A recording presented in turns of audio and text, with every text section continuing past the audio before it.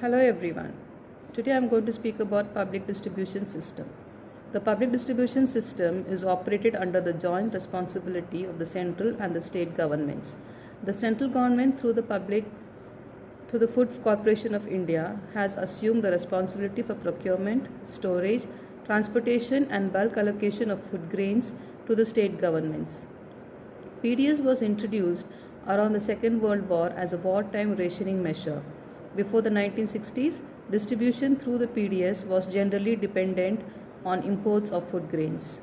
It was expanded in the 1960s as a response to the food shortages of time. Subsequently, the government set up Agricultural Price Commission and the FCI to improve domestic procurement and storage of food grains for PDS.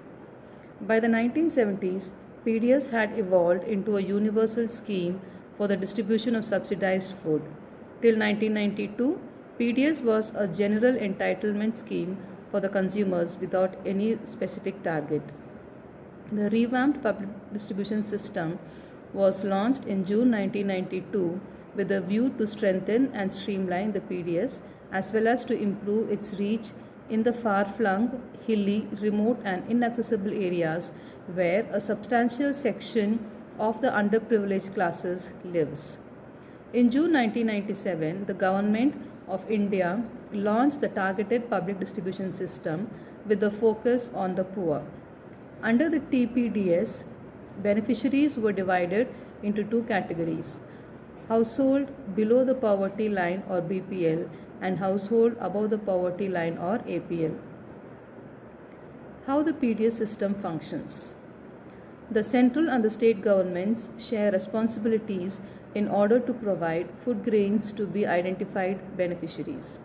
The center procures food grains from farmers at a minimum support price and sells it to the states at central issue prices.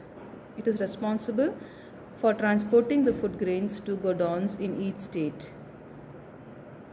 States bear the responsibility for transporting food grains from these godowns to each fair price shop or the ration shop where the beneficiary buys the food grains at a lower central issue price.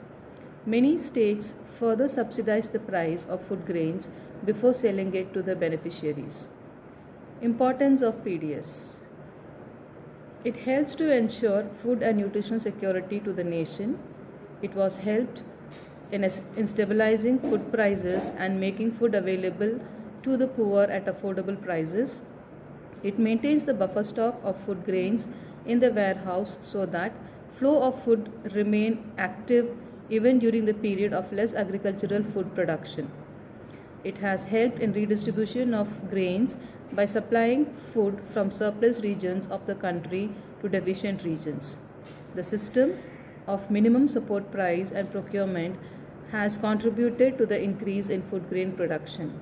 Way forward, PDS is one of the biggest welfare programs of the government, helping farmers sell their produce at remunerative prices as well as the poorer sections of society to buy food grains at affordable rates.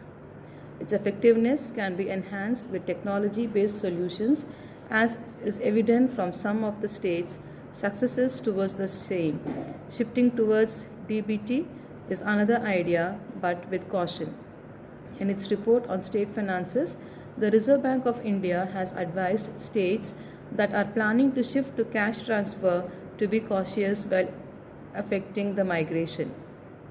Economic Survey of 2016-17 also highlighted the need for subsidized caution and better infrastructure with placing subsidized PDS supplies with DBT. Strengthening of the existing TPDS system by capacity building and training of implementing authorities along with efforts to plug leakages is the best way forward. It can be further strengthened by the increased public participation through social audits and participation of SHGs, cooperatives and NGOs in ensuring the transparency of PDS system at ground level.